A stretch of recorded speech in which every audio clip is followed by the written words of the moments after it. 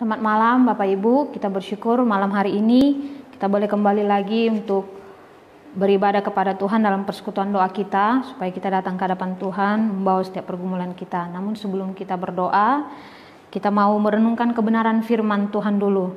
Kita mau berdoa di hadapan Tuhan terlebih dahulu. Mari kita berdoa. Bapa kami yang di sorga, terima kasih Tuhan untuk kebaikan-Mu yang begitu luar biasa yang boleh kami rasakan hingga saat ini. Kami patut bersyukur kepada Tuhan karena Engkau Allah kami yang setia kepada anak-anak-Nya, yang selalu mempedulikan kehidupan anak-anak-Nya. Nah, terima kasih Tuhan untuk kesempatan yang Tuhan berikan kami bisa beribadah kepada Tuhan, terlebih pada malam hari ini. Kami berdoa supaya Tuhan berkenan menerima ibadah kami ini. Pada saat ini Tuhan, kami mau mempersiapkan hati dan pikiran kami untuk mendengarkan kebenaran firman-Mu. Kami memohon Tuhan supaya Roh Kudus-Mu yang menjadi guru atas kami, sehingga kami boleh mengerti firman-Mu. Bantu kami Tuhan untuk bisa memahami setiap firman-Mu dengan baik, dan terlebih bukan hanya menjadi pendengar ya Bapa, tetapi kami boleh menjadi pelaku firman-Mu, sehingga di dalam kehidupan kami setiap harinya kami boleh melakukan apa yang menjadi kehendak Tuhan dan boleh dikuatkan dalam melewati hari-hari kami. Terima kasih Bapa yang baik, berkati kami di dalam jam pemberitaan firman-Mu. Ampuni kami dari setiap dosa dan kesalahan kami. Di dalam nama Tuhan Yesus kami berdoa. Amin. Bapak Ibu, firman Tuhan pada malam hari ini yang akan kita renungkan terambil dari kitab Kolose pasal 4 ayat 2. Kita akan baca ya Bapak Ibu, hanya satu ayat saja. Kolose pasal 4 ayat 2. Saya akan baca dan Bapak Ibu sekalian mendengarkannya saja. Beginilah firman Tuhan. Bertekunlah dalam doa dan dalam pada itu berjaga-jagalah sambil mengucap syukur. Sekali lagi ya.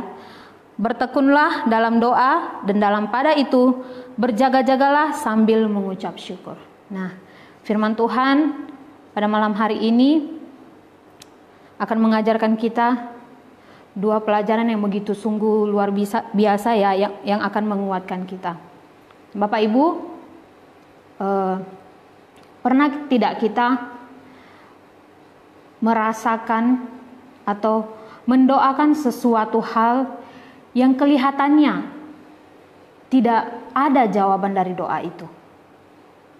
Contohnya saja, mungkin kita semua yang mengasihi keluarga kita atau mengasihi kenalan kita, mereka yang masih belum percaya kepada Tuhan Yesus. Kita mendoakan mereka supaya mereka bisa percaya kepada Tuhan. Tapi ketika kita melihat bagaimana dari diri mereka masing-masing, kita melihat sepertinya mereka tidak menunjukkan rasa di mana mereka perlu Tuhan Yesus, di mana mereka harus percaya kepada Tuhan. Nah, kita lihat ketika kita melihat mereka yang menolak Tuhan Yesus sebagai Tuhan dan Juru Selamat mereka, kita lihat bahwa doa kita apakah tidak dijawab oleh Tuhan. Pasti kita merasakan tidak ada gunanya untuk mendoakan orang ini, karena dia sendiri tidak tertarik untuk mengikuti Tuhan. Nah, kemudian kita juga dengan kondisi yang saat ini, contohnya sudah hampir 3 bulan lebih kita di dalam kondisi corona, kondisi sulit yang harus kita lewati. Nah, mungkin pada awal corona kita datang kepada Tuhan dan kita mendoakan supaya Tuhan menolong dan corona ini bisa cepat selesai, bisa berlalu. Kita bersemangat untuk mendoakannya. Kita datang kepada Tuhan. Tapi kita lihat sudah 3 bulan berlalu, tidak ada yang bisa meyakinkan kita bahwa ini bisa cepat berlalu, berakhir. Malah kita melihat masih meningkatnya orang yang terkena oleh corona ini. Nah, kita lihat bagaimana kita sudah berdoa, tapi tidak ada jawaban yang kita lihat, seperti tidak ada jawaban. Apakah kita menjadi tawar hati dan dengan hal ini membuat kita mengambil sikap untuk sudah bosan untuk mendoakan ini, jadi tidak usah mendoakannya. Apakah kita di dalam situasi kondisi yang seperti ini pada saat ini? Nah, Bapak Ibu, firman Tuhan pada malam hari ini mau mengajarkan kita bagaimana sikap kita seorang Kristen ketika kita memiliki kehidupan doa kita. Walaupun kita merasa tidak ada jawaban pada doa itu, apa yang harus kita miliki? Nah, firman Tuhan pada malam hari ini kita lihat dikatakan yang pertama, sikap yang harus kita miliki itu yaitu di dalam kehidupan doa kita, yaitu kita harus bertekun di dalam doa kita. Dikatakan, bertekunlah dalam doa. Nah, semua orang percaya diperintahkan di sini untuk berdoa dengan ketekunan yang sungguh-sungguh.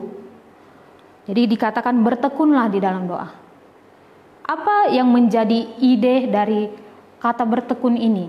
Nah, bertekun di sini memiliki ide di mana kita melakukan sesuatu dengan usaha keras, secara terus-menerus dan tanpa henti. Kita tidak dengan putus-putusnya untuk melakukannya. Walaupun di dalam menjalaninya kita merasakan kesulitan, tapi kita harus terus melakukannya, terus melakukannya dan sampai pada saat kita mendapatkan apa yang kita harapkan. Itu yang dikatakan ide di mana kita harus bertekun. Jadi dengan kata lain, bertekun di sini diperintahkan supaya kita di dalam doa bisa terus-menerus menyampaikannya kepada Tuhan dengan rasa yang penuh bersabar di hadapan Tuhan.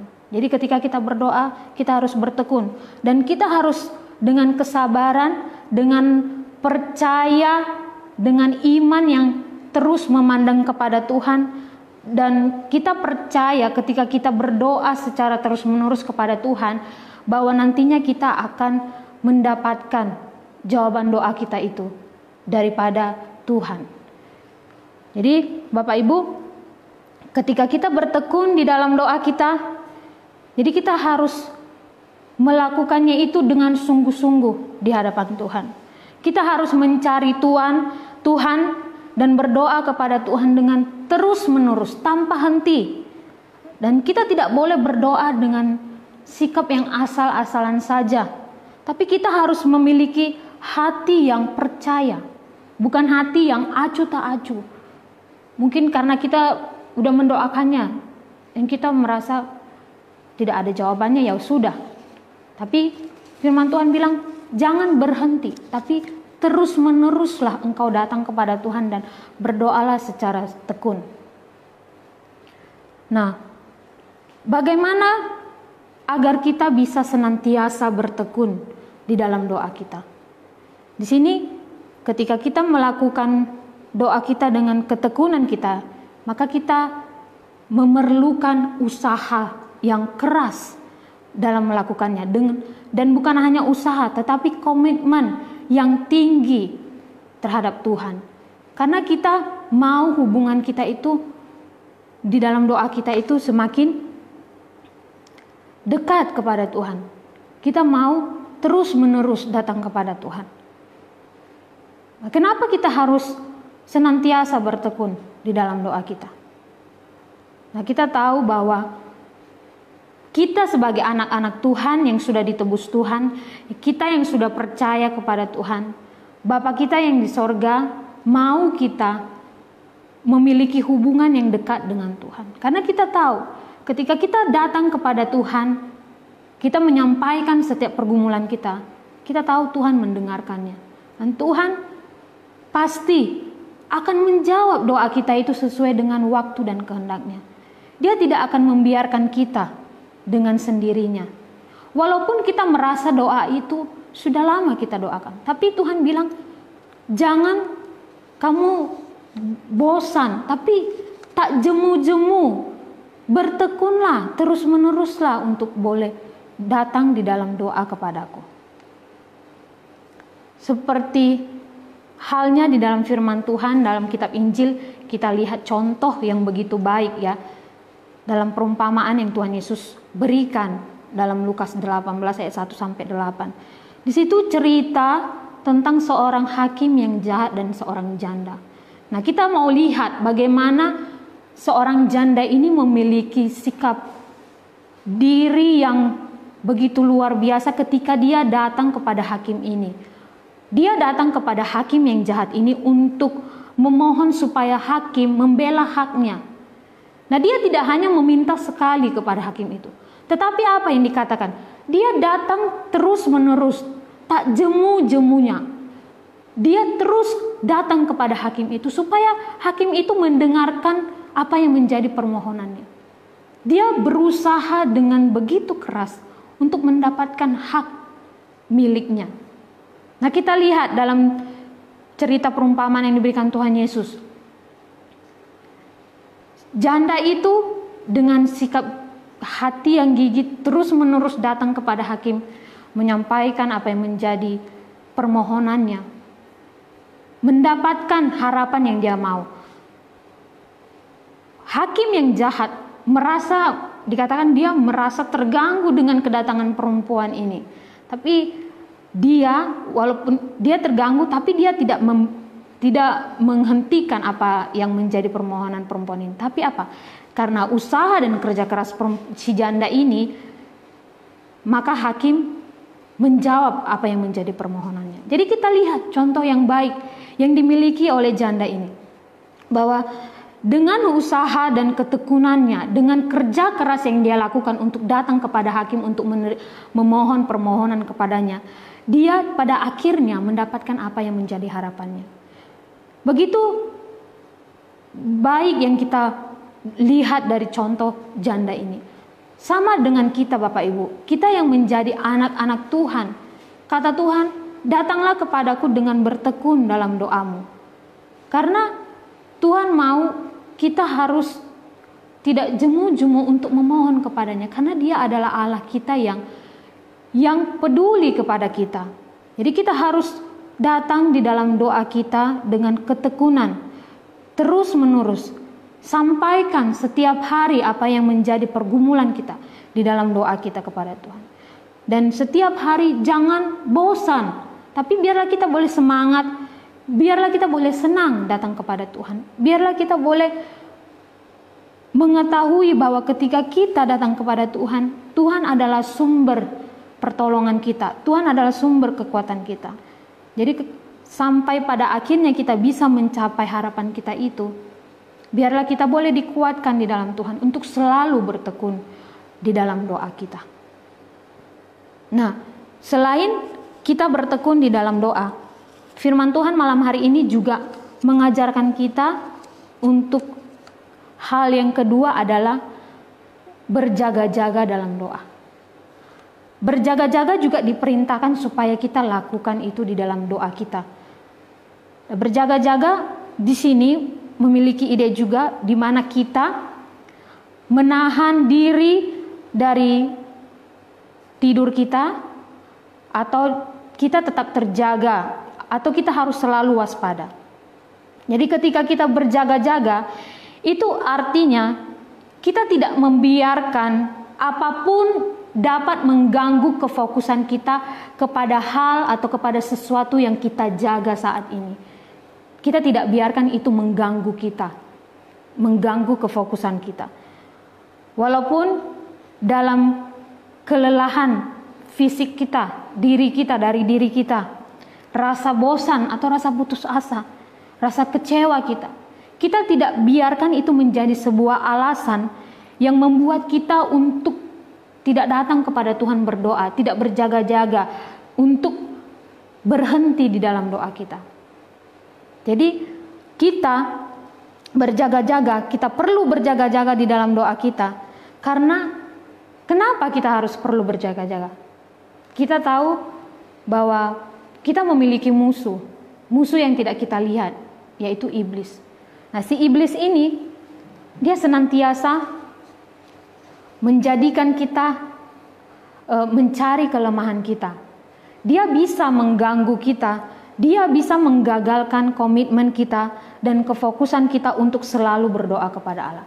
Kalau kita mau komit kepada Tuhan untuk selalu mau memiliki hubungan dekat kepada Tuhan, si iblis akan bisa membuat itu gagal. Nah, Bapak Ibu, inilah yang dikatakan kita harus berjaga-jaga, kita harus lihat, kita harus lebih waspada.